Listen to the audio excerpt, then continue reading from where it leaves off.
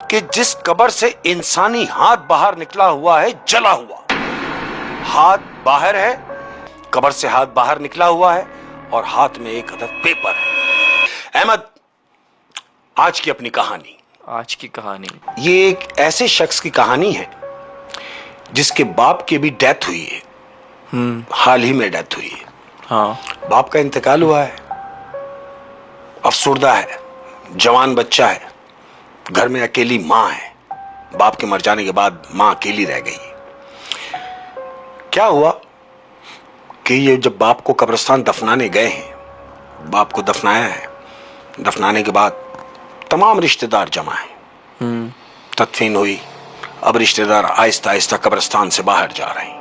अब चूंकि जिसका बाप मरा है वो बच्चा बाप के सिराने कब्र पे बैठा हुआ है और रो रहा है। वो सब दफना के जा रहे हैं, सब दफना के आहिस्ता आहिस्ता बाहर निकल रहे हैं और ये अपने बाप की कब्र पे बैठा हुआ है। अहमद, ये रोते रोते बाप के लिए गिड़गिड़ा रहा है। दुआ की, फातिहा की। अब फातिहा करने के बाद ये खड़ा हुआ है कब्रिस्तान से बाहर आने के लिए। जैसे ही खड़ा हुआ है तो जानते हो कब्रिस्तान में इसने क्या देखा? क्या? इसने देखा अहमद कि जहां इसके बाप की कब्र है उससे 4 कब्र के बाद एक ऐसी कब्र इसे नजर आई कि जिस कब्र से इंसानी हाथ बाहर निकला हुआ है, जला हुआ हाथ बाहर है, आधा हाथ बाहर है, जला हुआ, और हाथ के अंदर एक पेपर है। आप समझ रहे हैं? और कब्र से एक जला हुआ हाथ निकला है और उसमें एक पेपर है। हाथ में पेपर है। इसने उस हाथ को देखा, ये तो अपने बाप की कब्र के पास खड़ा हुआ है, लेकिन ये जो मंजर सामने देख रहा है कि ये कब्र से हाथ निकला हुआ है और हाथ में एक पेपर है, तो इसने फौरन 2 कदम दौड़ के, एक शख्स था इसका रिश्तेदार, उसको हाथ मार के बोला, देखो 1 मिनट इधर आओ। बोले क्या? बोले इधर आ मेरे साथ। लेके क्या? बोले देख, मैंने अभी देखा एक कब्र से हाथ निकला हुआ है। बोले कहां? बोले हाँ। साथ लेके गया। अब जब लेके उसको वहां पहुंचा है तो कुछ भी नहीं है, कुछ भी नहीं। वो कह रहा है क्यों लाया मुझे? बोला मैंने भी देखा इस कब्र से हाथ बाहर निकला हुआ था। तो जिसको ये साथ लाया था उसने उसको थपकी मारी है और कहता है हाँ, मुझे लगता है और मुझे इस बात का एहसास है कि तुझे सदमा है। उसके हाथ मार के बाहर ले गया है। अच्छा, उसको लग रहा है कि उसके वालिद साहब का सदमा थोड़ी है। बहकी बातें कर रहा है। उसके कंधे पे हाथ रख के बाहर ले गया, ले गए। अब क्या हुआ? तदफीन का सिस्टम सारा फारिग हुआ, ये घर गए। घर जाने के बाद इसके दिमाग में वही बात है कि मैंने देखा कि हाथ तो बाहर था, पर्चा भी था, लेकिन जब मैंने किसी को दिखाया तो उसको नजर नहीं आया, और हकीकत भी ऐसी ही, जब मैंने देखा तो दूसरी बार भी कुछ नहीं था। दूसरा दिन हुआ है। अब दूसरे दिन जब हुआ, ये दोबारा कब्रिस्तान गया, बाप की कब्र पे पानी वानी डाला, पत्ती वत्तियां डाली है, फातिहा की। फातिहा करने के बाद अब जैसे ही ये कब्रिस्तान से बाहर निकलने लगा है तो इसके दिमाग में वही बात थी कि चौथी कब्र जो है वहां हाथ निकला हुआ था। इसने फिर नजर उस कब्र की तरफ की है। अहमद, जैसे ही कब्र की तरफ नजर की है तो इसको बिल्कुल वही सीन जो इसके साथ पहले हुआ, कब्र से हाथ बाहर निकला हुआ है और हाथ में एक अदद पेपर है। इसने उसको देखा कि अरे आज भी। तो इसने क्या गनीमत जाना कि मैं किसको दिखाऊं या किसको बुलाऊं, क्योंकि ऐसे जाना और कब्र के पास जाकर उससे पर्चा पकड़ लेना ये कोई तुक तो ना हुआ। लेकिन ये है कौन, यही सोचने के लिए ये गोरकन को ढूंढता हुआ भागा। जो कब्रिस्तान का गोरकन जो है, गोरकन की तरफ गया, उसे ढूंढ रहा है। गोरकन को जाके बताया कि भाई आओ मेरे साथ। बोले क्यों? बोले मैंने देखा कि कब्र से हाथ बाहर निकला हुआ है और उसके हाथ में एक अदद पेपर है। गोरकन ने बोला क्या बोल रहे हो? बोले हाँ, आओ मेरे साथ। अब ये गोरकन को लेके कब्र की तरफ जा रहा है। जैसे ही कब्र के पास पहुंचा है, कुछ नहीं, बिल्कुल सालम है, बिल्कुल, यानी कोई हाथ नहीं, कोई पेपर नहीं। कब्र अपनी असली हालत, कब्र अपनी असली हालत में है। अब ये कब्र के चारों तरफ घूम रहा है और गोरकन से कह रहा है मैंने अभी देखा है, अभी जब मैं तुम्हें बुलाने गया हूं तो मैंने देखा हाथ बाहर था। तो गोरकन उससे पूछ रहा है, कह रहा मुझे ये बताओ कि जिसके लिए तुम परेशान हो रहे हो ये तुम्हारा कौन है? बोला नहीं, मेरा तो कोई भी नहीं। तो बोला तुम कब्रिस्तान में क्या कर रहे हो? बोला मेरे तो बाप की कब्र है वहां। तो बोला बस तुमने फातिहा की? बोले हाँ। बोले जाओ, तुम्हारा वहम है, जाओ। अहमद ऐसे ही हुआ, वो जा रहा है और पीछे मुड़ के बार बार देख रहा है उसी कब्र की तरफ कि ये क्या हुआ है। कब्रिस्तान से बाहर निकला, घर गया। अब इसके दिमाग में ये बात सवार हो गई है कि मेरे साथ ऐसा क्यों हो रहा है। और 2 दफा हो चुका। 2 दफा हो चुका। अब क्या हुआ अहमद, तीजे से फारिग हुए, तीजा वीजा निपटाने के बाद 3-4 दिन गुजरे, इसे बाप की फिर याद आई। ये कब्रिस्तान की तरफ चल पड़ा। अब जब कब्रिस्तान गया है, बाप की कब्र पे जाके ये पानी वानी डाल रहा है, तो क्या देख रहा है कि वो जो कब्र जिससे हाथ निकला हुआ था, उस कब्र पे पानी डला हुआ है, ताजा ताजा पानी। इसने ये देखा कि अरे कब्र गीली है, इसका मतलब यह है कि इसका कोई रिश्तेदार यहां आया है। अहमद ये बात ये सोच ही रहा है, तो क्या देखता है कि कब्रिस्तान के बाहर तुमने देखा होगा अक्सर फूल की दुकानें होती हैं। हाँ, फूल, तख्तियां वगैरह ऐसे ही है। तो इसने देखा कि एक शख्स, जवान आदमी है वो एक फूल की थैली लेता हुआ कब्रिस्तान के अंदर आ रहा है। उसके हाथ में शॉपर है फूल का, वो फूल की पत्तियां लेता हुआ आया। अब ये बैठा हुआ अपने बाप की कब्र के पास। अब ये देख रहा है कि ये आदमी जाता कहां है। अहमद जो ये सोच रहा था वैसे ही हुआ। वो जो शख्स फूल लेके आ रहा है, पत्तियां, वो सीधा गया उसी कब्र पे जिस कब्र से हाथ निकल रहा। यानी उसी का कोई वारिस आया है। उसी का कोई वारिस है। वो गया, उसने पत्ती वत्तियां डाली, पत्ती वत्ती डालने के बाद फातिहा की। फातिहा करने के बाद अब ये निकलने लगा है। कौन? वो शख्स जो अभी पत्तियां लाया है। ये सारा मंजर ये बैठ के देख रहा है। जैसे ही वो शख्स निकलने लगा, ये खड़ा हुआ, इसने उसको आवाज दी। वो शख्स रुका, दोनों की सलाम दुआ हुई। उससे पूछा कि ये जहां तुमने अभी पत्तियां डाली हैं, पानी डाला है, ये तुम्हारे कौन है? वो जो दूसरा शख्स है उसने कहा कि ये मेरे बाप की कब्र है। उसने बोला अच्छा। उसने उससे पूछा तुम यहां? बोला मैं भी अपने बाप की कब्र पे आया हूं। बोला अच्छा, हम दोनों एक जैसे हैं, तुम्हारा भी बाप नहीं और मेरा भी बाप नहीं। कहता तुम ये बात क्यों कर रहे हो? कहता है अगर तुम्हारे पास टाइम है तो ऐसा ना हो कि हम बैठ के कहीं एक कप चाय पिए, मैं तुमसे कोई बात शेयर करना चाहता हूं। अच्छा, ये वो बात कर रहा है जिसको कब्र से निकलता हुआ हाथ नजर आता रहा। ये उससे कह रहा है जो अपने बाप की कब्र पे पत्तियां डाल के निकला है। कह रहा है कि एक कप चाय पिएंगे और मैं तुमसे कोई बात शेयर करना चाहता हूं। तो वो कहता हाँ क्यों नहीं, आओ। कब्रिस्तान से बाहर होटल है। ये दोनों कब्रिस्तान से बाहर निकले हैं, होटल पे गए। होटल पे जाके अब ये चाय मंगाई इन्होंने और ये बैठे। अब ये इससे शेयर कर रहा है, कह रहा है अगर मैं तुम्हें कोई बात बताऊं तो क्या तुम मेरी बात का यकीन कर लोगे? वो कहता है क्या कहना चाहते हो? कहता है हुआ कुछ यूं कि जिस दिन मैं अपने बाप को यहां कब्रिस्तान, हम अपने बाप की डेड बॉडी लाया हूं, मैंने अपने बाप को दफनाया है। दफनाने के बाद जैसे ही मैं कब्रिस्तान से निकलने लगा तो मैंने देखा कि तुम्हारे वालिद साहब की कब्र से एक जला हुआ हाथ बाहर निकला हुआ है और उसके हाथ में एक अदद पेपर है। तो ये जो चाय पी रहा था, इसका कप रुक गया। अहमद वो कह रहा क्या कह रहे हो? कह रहा हाँ। और ऐसा एक दफा नहीं हुआ। कहता फिर? कहता मेरे साथ 3 दफा हुआ। ये मेरे साथ 3 दफा हो चुका है। और तुम्हें एक बात बताऊं कि सिर्फ मैंने ही देखा और जिसको मैं दिखाने के लिए लाया उसे वो नजर नहीं आया। क्यों? कि जब मैं दिखाने के लिए लाया था तो कुछ भी नहीं, लेकिन जब मैं देख रहा हूं तो मुझे नजर आ रहा है कि कब्र से एक जला हुआ हाथ निकला हुआ है और उसके हाथ में एक अदद पेपर है। कहता तुमने जो बात की है मेरी समझ में नहीं आ रही। कह रहा है मेरे कहने से एक काम करना। कौन कह रहा है? जो हाथ देखता रहा, उसके बेटे से कह रहा है। कह रहा है तुम एक काम करना, अपनी वालदा से जाके पूछना कि तुम्हारे अब्बू जिंदगी में कैसे थे। मुझे ऐसा महसूस होता है कि वो कुछ कहना चाहते हैं, लेकिन वो क्या कहना चाहते हैं मुझे नहीं मालूम। तुम जाके वालदा से पता करना। अहमद ऐसे ही हुआ। अब जिसको ये बात इसने बताई है उसके बाप के बारे में कि कब्र से उसके बाप का हाथ बाहर है और उसके हाथ में एक अदद पेपर है, तो उसको तो बेचैनी हो गई। वो घर गया, वो घर जाके अपनी मां से पूछता है कि अम्मी जान, मैं अगर आपसे कुछ पूछूं तो मुझे ये यकीन है कि आप मुझसे झूठ नहीं बोलेंगी, और ये बात भी शर्त है कि आप मुझे जो भी बताएंगी सच सच बताएंगी। कहती बेटा क्या बात है? कहता मुझे ये बताओ कि मेरे बाप का किरदार अमली जिंदगी में कैसा था? उसकी मां कह रही है बेटा क्या तुम्हें तुम्हारे बाप के बारे में नहीं मालूम? कहता मुझे तो सब मालूम है, लेकिन मुझसे ज्यादा आपको मालूम है।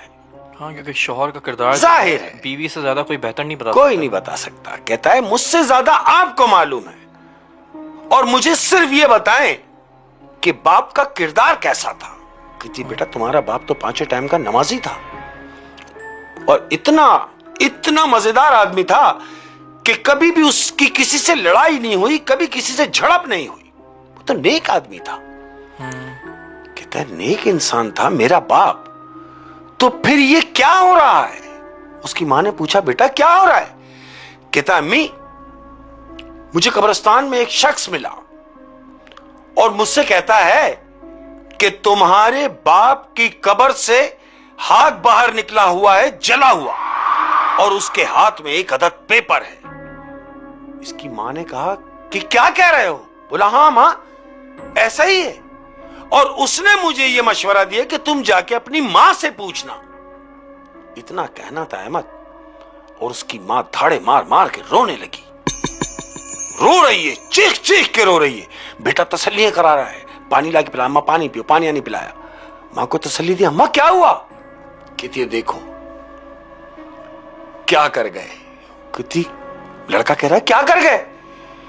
कहती तुम्हारे बाप ने मुझे जहां तक याद है कभी कोई गलत काम नहीं किया था, लेकिन एक काम उनसे ऐसा हुआ जो मुझे याद है। बेटा कहता है क्या? मां कह रही है कि तुम्हारे बाप ने तुम्हारे दादा की जायदाद बेचकर जितनी भी उसकी रकम थी, अपने किसी भी बहन भाइयों को उनको उनका हक नहीं दिया, और सब खुद रख ली, और सबको कहा कि कुछ भी नहीं है किसी का। तो बेटा सर पकड़ के बैठ गया। बहन भाइयों का जो हक था, मतलब हक था उसने दिया नहीं, बगैर हक दिए वो मर गया। और बाकी बहुत नेक आदमी था, बाकी तो नेक आदमी था। अब ये बेटा सर पकड़ के बैठ गया कि अम्मा ये क्या कर गए अब्बा जाते जाते। तो कहती है मुझे जहां तक याद पड़ता है एक यही काम तुम्हारे बाप से जो हुआ जिंदगी में, ये गलत हुआ। मेरे लाख मना करने के बावजूद तुम्हारे बाप ने तुम्हारे फ्यूचर की खातिर अपने बहन भाइयों से उन्होंने ये काम किया कि उनका हक खा गए, दिया नहीं। अहमद ये बच्चा खामोश हो गया। रात हुई, दिन निकला। अब जब दिन निकला तो इसको ये तजस्सुस हुआ कि मैं उस शख्स को ये बात बताऊं कि जिसने मुझसे कहा कि अपनी मां से जाके पूछना। अब ये कब्रिस्तान गया और अपने बाप की कब्र के पास बैठा हुआ है। कौन सा वाला लड़का? जिसकी बाप की कब्र से हाथ बाहर निकल रहा है, वो जाके अपने बाप की कब्र पे बैठा हुआ है और रो रहा है नीचे मुंह गर्दन करके। क्या होता है, कोई घंटा 1.5 घंटा गुजरा होगा अहमद।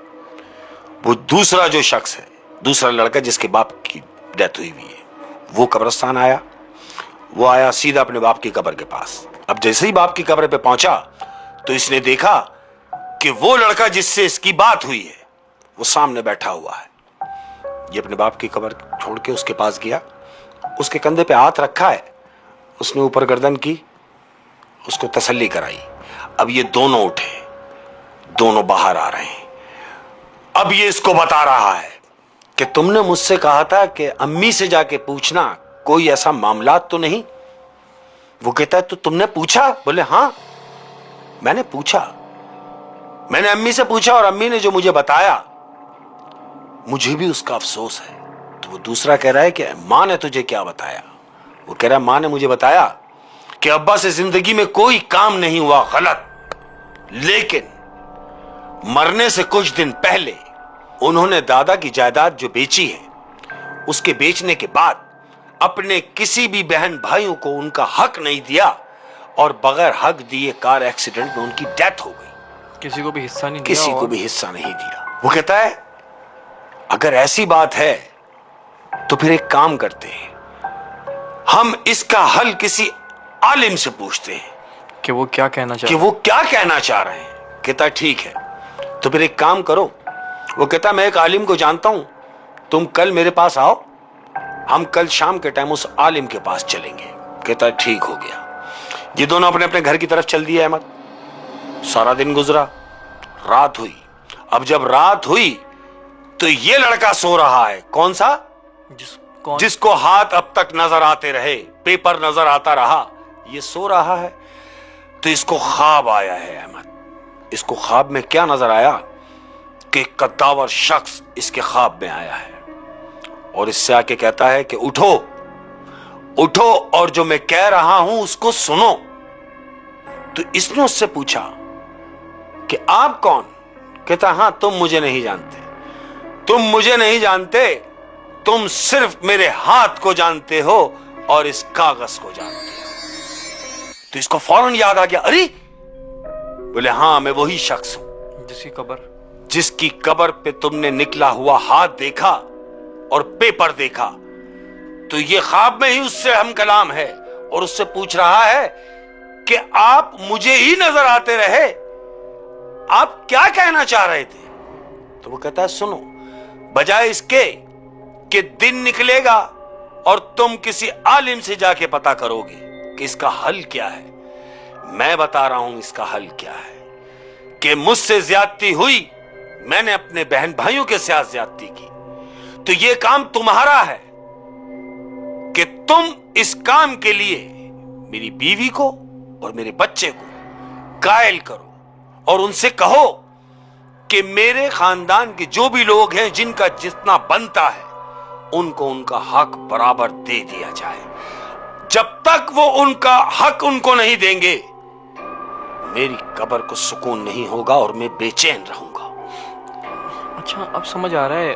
वो जो उसका हाथ निकलता है और उसके अंदर एक पर्चा है। पर्चा है, तो शायद वो जायदाद का पर्चे का इशारा कर रहा है कि वो जो पर्चा है वो जायदाद का है। वो जो पर्चा है वो बेसिकली कागजात हैं। कागजात हैं। तो ऐसा ही हुआ अहमद। इसने जैसे ही आंख खोली है, कुछ भी नहीं, रात का मंजर है। उठा, अब इसे दिन का इंतजार है। अब जैसे ही दिन निकला है तो इसने उस बच्चे से राब्ता किया जिसको लेके आलिम के पास जाना था। उसको फोन किया तो वो बच्चा कह रहा है अरे हमको तो शाम को जाना था आलिम के पास। कहता अब आलिम की जरूरत नहीं, सब मेरी समझ में आ गया। वो कहता क्या? कहता बस तू मेरे पास आ जा। कहता मैं आ रहा हूं। उसके पास गया। अब ये सारी बात उसको बता रहा है कि देख मैंने रात को ख्वाब देखा है और ख्वाब में तुम्हारे बाप ने मुझसे कहा कि मैं तुमसे और तुम्हारी मां से कहूं कि जो हकदार हैं उन्हें उनका हक दो ताकि मुझे कब्र में सुकून मिले। यानी मैंने जो अपने बहन भाइयों का हिस्सा दबाया है वो उनको दे दिया जाए। वो तो उनको दे दिया जाए। बिल्कुल ऐसा ही है। फिर उन्होंने दे दिया। बिल्कुल देना पड़ा है मत। हाँ, क्योंकि बाप ऐसे ही है। उसने बोला आओ मेरे साथ। वो उसको लेके सीधा अपनी माँ के पास गया और माँ से जाके मिलाया, अम्मी ये है। बोलो हेलो आए हुई। माँ ने उसको देखा, बोले हाँ बेटा। बोला मैंने ये सारे मामला देखे हैं। तो माँ ने जानते हो क्या किया? क्या? कोई लम्हा जाया किए बगैर सारे बहन भाइयों को बुलवाया जो थे और सबको जिसका जितना हिस्सा बनता था उन सबको दिया। सारे बहन भाइयों को दिया। अब जब सारे बहन भाइयों को दे दिया, अब हस्बे दस्तूर ये तो अपने बाप की कब्र पे जाता ही है। दूसरा लड़का है वो भी बाप की कब्र पे जाता ही है। लेकिन पहले के जाने में और अब के जाने में जानते हो क्या फर्क हुआ? फर्क यह हुआ कि अब इसे वो कब्र से निकला हुआ हाथ नजर नहीं आ रहा। अच्छा, अब वो हाथ गायब हो गया। हाथ गायब हो और गया। अब ऐसा कोई भी हादसा रिपोर्ट कोई भी कुछ नजर नहीं आ रहा। जानते हो क्यों? क्यों कि हकदार जो थे उन्हें उनका हक पहुंच गया। वो कब्र से हाथ निकलना बंद हुआ, वो पेपर दिखना बंद हुआ, बिल्कुल नॉर्मल हो गया मामला। ओए होए होए होए, क्या ही कभी भी किसी का हक नहीं खाना। हक नहीं खाना। और खास तौर पे छोटे बहन भाइयों का, अरे चाहे छोटे हों या बड़े हों, लेकिन अगर उनका है तो उनको देना है। बिल्कुल। अक्सर लोग जो है बहनों का हक खा जाते हैं। अरे यार ये कौन लोग हैं? कहते बहनों को क्या जरूरत, वो तो अपने घर की अपने होती घरों की है, है। ऐसा और नहीं है। हमारे मजहब, हमारे घर की भी तो थी जिनका तुम रख के बैठे हो और दे नहीं रहे, उसका भी तो बाप था। और तुमने फिर कौन सा कमाया, वो तो तुम्हारे बाप ने बिल्कुल, कमाया है वो तो ना। बाप का था। लेकिन ये मेरा मानना ऐसा है कि हर इंसान को ना अपनी वसीयत लिख लेनी चाहिए अपनी जिंदगी में अपनी जिंदगी में वसीयत ऐसा ही लिख है। के। जितने भी वालिदैन हैं हमें अगर सुन रहे हैं, हाँ इस कहानी के तवज्जुह से मैं ये बात कर रहा हूं हाँ कि जितने भी वालिदैन हैं, याद रखो ये पैसे का फसाद बजाय इसके कि तुम्हारे मरने के बाद तुम्हारी औलादों में दरारें डाल दे, और औलादों में दरारें डाल दे और खुद कब्र में अजाब बुरा हो। ऐसा ही है। तो अपनी जिंदगी में ही जिसका जो बनता है उसे दे के जाओ, ताकि तुम्हारी कब्र में तुम्हें आराम से सुकून से तुम अपनी कब्र में रह सको, और पीछे खानदान या फिर बीवी बच्चे ना लड़ें। ना लड़ें। बिल्कुल ऐसा ही। और हमारे मजहब में तो इतना है कि किसी ने अगर एक बालिश भी अगर किसी की जमीन दबाई है, एक बालिश कितनी होती है, हाँ, इतनी, बिल्कुल इतनी भी अगर जमीन दबाई है तो उस पर तो बड़ी वईद है कि उस पर अजाब होगा। बिल्कुल होगा। अल्लाह भाई रहम करे। बेशक रहम। किसी की जमीन दबाने का कभी सोचे भी नहीं है। नहीं। तो बहुत ही जबरदस्त कहानी थी शेख साहब, मजा आ गया। Thank you Ahmed. और तमाम वालिदैन सुन लें इस बात को कि अपनी जिंदगी में यहाँ इंतजार नहीं, मौत का कोई भरोसा नहीं, कोई भरोसा नहीं, किसी भी वक्त आ सकती है। तो हम अपनी जिंदगी में ही ये मामला निपटा के जाएं, ताकि हमारे जाने के बाद ये पैसा फसाद ना बने।